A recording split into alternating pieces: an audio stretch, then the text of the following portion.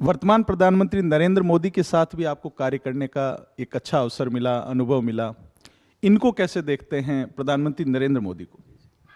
ये मेरा सौभाग्य रहा है कि जब मैं सचिव था माइनॉरिटीज़ मिनिस्ट्री में, तब मुझे 1-to-1 पावर पॉइंट प्रेजेंटेशन करने का मौका मिला, जिसमें सारे सचिवों को कहा गया कि माननीय प्रधानमंत्री महोदय श्री मोदी जी, आपका प्रेजेंटेशन देखेंगे कि आपने पिछले 6 महीनों में 8 महीनों में एज ए सचिव ऑफ मिनिस्ट्री क्या किया है।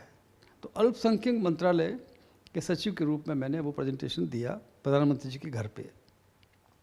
तो एक बात मैंने नोट की कि मेरे से पहले 3 प्रेजेंटेशन और हो चुके थे, मेरा चौथा नंबर था।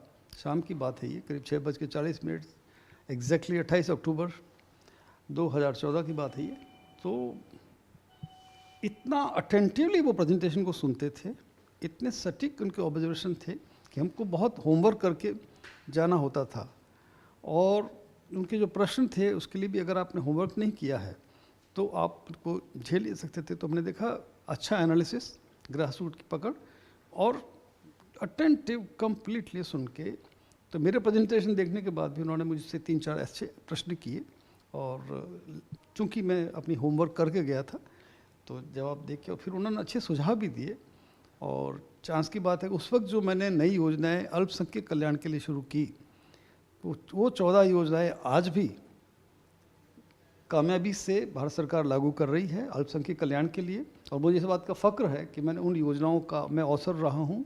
पहला तो जियो पारसी, जब हमारा देश आज़ाद हुआ तो देश हमारे पूरे भारत में 1,58,000 पारसी थे, अब रह गए हैं सिर्फ 55-56 हज़ार। अगर यही स्पीड रही तो पारसी नाम का कोई व्यक्ति हिंदुस्तान में 150 साल के अंदर अंदर ख़त्म हो जाए, ये रेस ख़त्म हो जाएगी। तो चूँकि अल्पसंख्यक मंत्रालय में 6 धर्म आते हैं जिसमें पारसी भी शामिल है, तो फिर हमने एक स्कीम लॉन्च की और उसका उद्घाटन भी करवाया था। उसका नाम रखा आपने जियो पारसी। तो उसमें जितने भी यंग कपल है पारसी, और क्योंकि 30% पारसी शादी नहीं करते और जो शादी करते हैं 30% के बच्चा नहीं होता, तो बच्चा पैदा करने में भी कुछ जेनेटिक इश्यूज थे।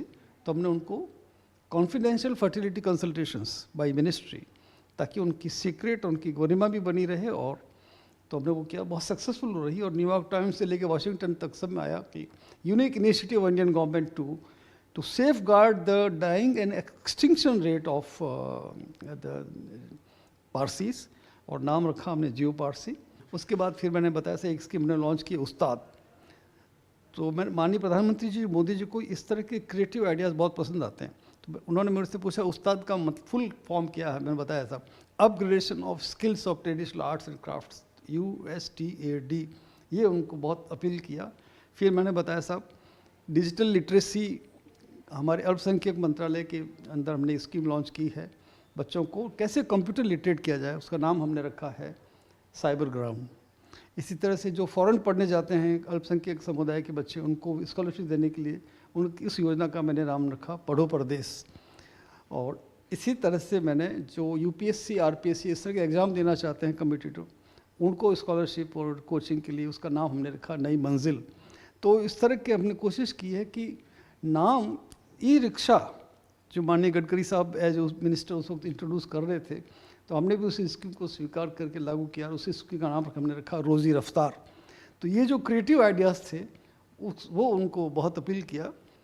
अब देखिए, ये मेरी मीटिंग ख़त्म होती है 6:30 बजे, शुरू हुई थी 7:30-8 बजे, रात तो 11:30 बजे। ये PK मिश्रा साहब जो वर्तमान में भी प्रधानमंत्री जी के प्रमुख सचिव है, उन्होंने मुझे फ़ोन किया कि ललित आपका प्रेजेंटेशन बहुत अच्छा लगा और it was one of the best.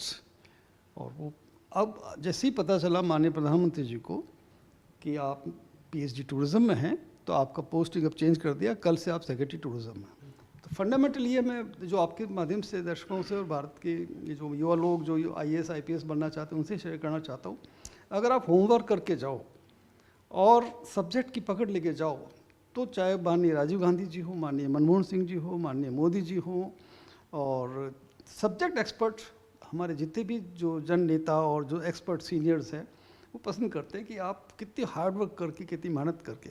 अभी भी आप मेरे पास आए तो मैं कल के लेक्चर की तैयारी कर रहा था।